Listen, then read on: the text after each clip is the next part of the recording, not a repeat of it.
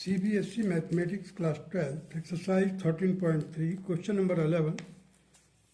Question number 11 states that a manufacturer has three machine operator A, B and C. First operator A produces 1% defective item, whereas other two operator B and C produce 5% and 7% defective items respectively. A is on the job for 50% of the time, B is on the job of 30% of the time, and C is on the job for 20% of the time. A defective item is produced. What is the probability that it was produced by A? देखिए इस question में three machine operator हैं A B C. ए का जो timing period है 50% time पर रहता है, 50%, 30% एंड 20%। बी 30%, सी 20%। और ये 1% डिफेक्टिव आइटम देता है, ये 5% डिफेक्टिव आइटम प्रोड्यूस करता है और ये 7% डिफेक्टिव आइटम प्रोड्यूस करता है। Lastly it has been decided that defective item has been taken into consideration. So we have to decide, we have to find out the probability that this defective item has been produced by A. Probability that the defective item has been produced by A. So we have to find the probability of A by D. This is the question now. It has been decided that defective item has been produced. ये happen हो गया है. We have to retrospect, means पीछे जाना पड़ेगा reverse order में. Let us go. Applying the Bayes theorem, follow तो देख लीजिए 50/100, C 30/100 और probability of C is 20/100. Probability of D by A, probability of D by B, probability of D by C is 1/100, 5/100 and 7/100 respectively. Now applying the Bayes theorem means probability of A by D, that is first you write down probability of A into probability of D by A, whole divided by probability of A as it is, the numerator will be taken here, probability of A into probability of D by A plus probability of B, probability of B into probability of D by B, probability of C into probability of D by C. So here you write down 50/100, here 1/100. Same things you have to write here, 50/100, 1/100 plus 30/100 into 5/100 plus 20/100 into 7/100. Solve it. इसी this 100 और नीचे के जितने भी denominator के 100 हैं, नीचे वाला डिनोमिनेटर पार्ट, वो सब 100 कैंसिल हो जाएगा. The remaining will be written. This is the 50 plus 150 plus 140. Now I have taken the 10 common, or I have divided numerator and denominator by 10. So the result which we will get will be 5/5 upon 5 plus 15 plus 14, that will be equal to 5 upon 34.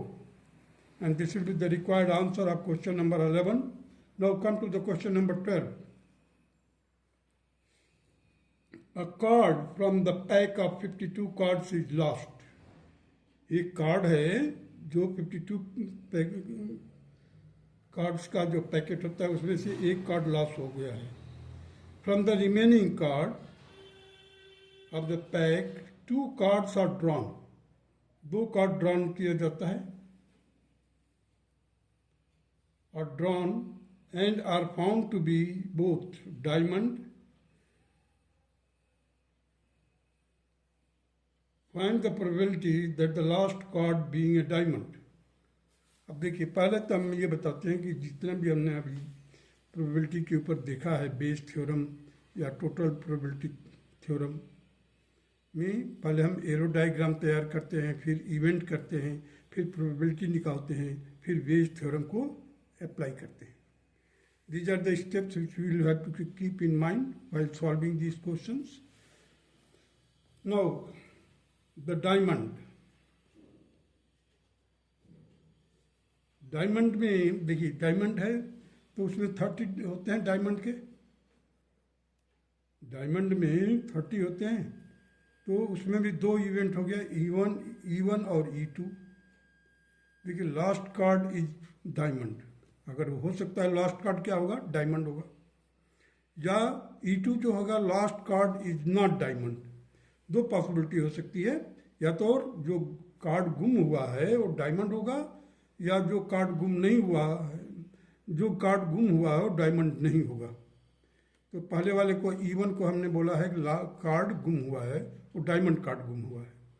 तो diamond card अगर गुम हुआ है तो 13 में से एक गुम हो गया तो कितना बचेगा, 12/51. 52 कार्ड होते हैं एक पैकेट में, तो पैक में 52 कार्ड होते हैं, उसमें से डायमंड अगर मान लो गुम हो गया है तो कितना बचेगा, 13 में से 1 माइनस कर दिया, 12/51. अब 2 cards are drawn, 2 cards are diamond. अगर खींचा जाए उसमें से 2 कार्ड निकालना है, अगर मान लो दोनों कार्ड डायमंड हो जाता है या दोनों कार्ड डायमंड नहीं होता है. और इस वाले केस में चलिए, last card is not diamond. जो कार्ड अगर गुम नहीं हुआ है तो कितने कार्ड बचेंगे, 13 डायमंड कार्ड. तो 13 डिवाइडेड बाई 51, यहाँ पर देखिए 12/51 है, यहाँ पर 13/51 है. 51 तो दोनों जगह पर, कहीं भी कार्ड एक गुम हो गया है तो 52 से माइनस होकर के 51 हो गया. अगर वो डायमंड कार्ड नहीं गुम हुआ है तो 13 डायमंड कार्ड होगा, तो 13 divided by 51. 2 drawn cards are diamond. ये सिचुएशन होगा या ये नहीं होगा, कोई दोनों में से कुछ नहीं. ना उधर हमने इवेंट को बांट दिया है ऐसे. E1 है लास्ट कार्ड इज डायमंड, और E2 जो है last card is not diamond. अब प्रोबेबिलिटी ऑफ इवेंट E1 की प्रोबेबिलिटी कितना होगी अकरेंस का. अब देखिए 13/52, लास्ट कार्ड इज डायमंड, तो हमारे को प्रोबेबिलिटी ऑफ E1 जो था स्टार्टिंग में कितना था, 13/52, तो 1/4. अब यहाँ पर देखिए बोथ कार्ड्स आर डायमंड, तो हमने क्या किया, probability of diamond by E1, event E1 को ले लिया गया कि अगर ये डायमंड कार्ड ड्रॉन हुआ है सेकेंड टाइम में, तो हमारे को क्या होगा, ये 22/425. अब इसको मैंने कैसे वर्कआउट किया है, देखिए यहाँ पर probability of D/E1 that is 12C2. 12 कहाँ से लिया मैंने, यहाँ पर देखिए डायमंड कितने हैं, 12 बच गया है. 12C2/51C2. इसको सॉल्व किया तो हमारे को क्या मिला, 22/425. और PD means probability of diamond with respect to E2 event will be 13/C2 divided by 51C2.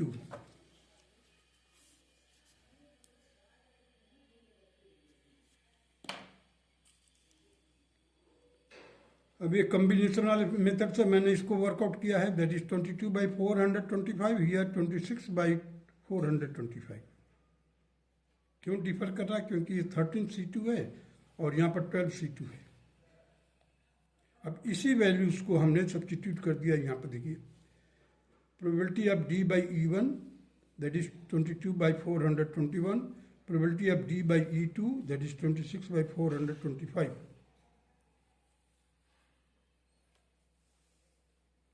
Both cards are diamond.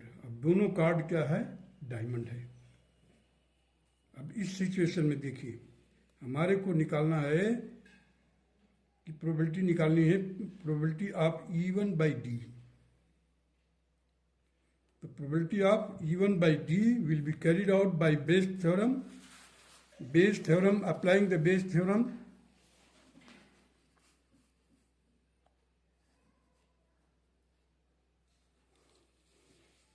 applying Bayes theorem, that is probability of E1 by D will be equal to probability of E1, numerator का है जिट is लिखे पहले numerator का, फिर denominator में आइए उलट दीजिए probability of D by E1। जो न्यूमरेटर है वही यहाँ पर लिख दीजिए पहले तो, probability of E1 into probability of D by E1 plus probability of E2 into probability of D by E2। अब इसकी वैल्यू सब्स्टिट्यूट कर दीजिए, 13 by 52 into 22 by 425 whole divided by 13 by 52 into 22 by 425 plus 39 by 52 into 26 by 425, you will get here. अब देखिए 52 425 इन दोनों के denominator में भी है, यहाँ पर भी न्यूमरेटर के डिनोमिनेटर में भी हमने इसको कॉमन लिया और कैंसिल कर दिया। अब हमारे पास बचा क्या, 13 into 22 whole divided by 13 into 22 plus 39 into 26। इसको मैंने पहले 13 से काट दिया, dividing numerator and denominator by 13, इससे कैंसिल कर दिया, ये कैंसिल हो गया तो 2 आ गया। अब देखिए ये 11 टू 22 होता है, तो हमने 2 से इसको कट कर दिया, डिवाइड कर दिया न्यूमरेटर को, फिर न्यूमरेटर को 2 से डिवाइड किया तो क्या है 11, यहाँ पर भी 11 आएगा, यहाँ पर ये 2 कैंसिल हो जाएगा। तो हमारे को मिलेगा क्या, 11 upon 11 plus 39, that will be equal to 11 by 50, and this will be the required answer of question number 12। Now come to the question number 13। Probability that A speaks truth, जो ए है वो स्पीक करता है truth के बारे में, truth बोलता है, सच बोलता है, उसकी प्रोबेबिलिटी है, सच बोलने की प्रोबेबिलिटी है 4/5। A coin is tossed, A reports that head appears, अब उसने रिपोर्ट किया है कि हेड अपीयर किया, the probability that actually there was a head, probability that actually there was head is 4/5, 1/2, 1/5, 2/5। तो हमारे को ऑप्शन दिए हुए हैं, उनमें से कौन ऑप्शन चूज करना है। देखिए हेड है, प्रोबेबिलिटी ऑफ हेड आने की संभावना 1/2, प्रोबेबिलिटी ऑफ नॉट हेड नहीं आने का है प्रोबेबिलिटी दैट इज 1/2।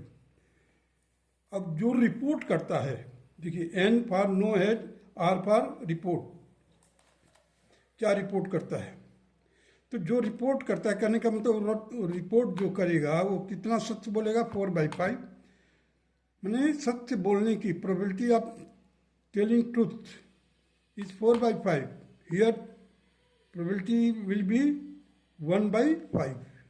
देखिए 1 माइनस 4/5 दैट इज 1/5।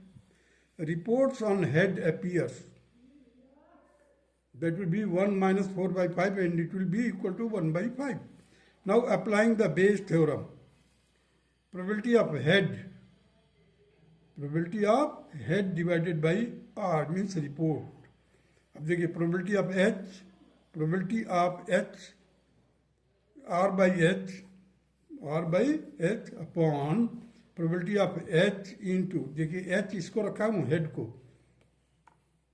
और आर जो है रिपोर्ट्स के लिए इस्तेमाल किया हूँ, so probability of R by H, probability of H into probability of R by H plus probability of N, N क्या है no head, probability of R N, probability of R N that will be equal to 1/2 इंटू 4/5 whole divided by 1/2 into 4/5 plus 1/2 into 1/5। अब देखिए यहाँ से 2 और 5 दोनों के डिनोमिनेटर में है, न्यूमरेटर के डिनोमिनेटर में भी 2 और 5 है, तो हमने ये दोनों कैंसिल कर दिया। So ultimately we will get 4 by 5. So hence option A is correct. Option A जो है वो correct option होगा. Now come to the question number 14. 14 state that if A and B are two events such that A is a subset of B and probability of B is not equal to 0, then which of the following is correct? Probability of A by B is equal to probability of B by A. Probability of A by B is less than probability of A. Probability of A by B is equal to greater than or equal to probability of A. None of these. These are the 4 options, out of which one we have to select correct. So now you see A is subset of B. Venn diagram बना दिया, उसमें हमने B A को रख दिया, means A is fully content in B. Superset में क्या है, that given set is should be fully content in that set. So B के अंदर ए मौजूद है, A is subset of B. So A intersection B will be equal to A. Now the probability, taking the probability of both side, so probability of A intersection B will be equal to probability of A. Now you see here the probability of A by B. Probability of A by B, where B is given. So the probability of A intersection B upon probability of B. अब देखिए A intersection B क्या workout किया हमने, A के बराबर, तो हमने A intersection B की जगह पर क्या लिख दिया, probability of A। Probability of B की जगह पर as it is. Now you see the probability of B is equal to probability of A upon probability of A by B. अब इसको मैंने क्या किया है, क्रॉस मल्टीप्लाई कर दिया। प्रोबेबिलिटी ऑफ B जो है ये, इसको यहाँ पर ले गया और इसको इधर लाया क्रॉस मल्टीप्लाई करके। So the probability of B will be equal to probability of A upon probability of A by B, and that should be less than और इक्वल टू 1। अधिक से अधिक तो 1 होता है प्रोबेबिलिटी, और उससे लेस होगा या लेस देन होगा, लेस देन 1 होगा और इक्वल टू 1 होगा, लेस देन 1 और इक्वल टू 1 होगा। This are the condition. Now this is the probability of A is less than और इक्वल टू, जब हम करेंगे probability of A is less than और equal to probability of A by B, तो probability of A by B, अब देखिए इसको reverse कर दिया। साइन ऑफ इनइक्वालिटी का रूल है, there is rule of inequality, तो ये इनइक्वालिटी है, स्लैक इनइक्वालिटी है, आपने पढ़ा है अलजेब्रा में। So probability of A by B will be greater than और equal to probability of A, that's all.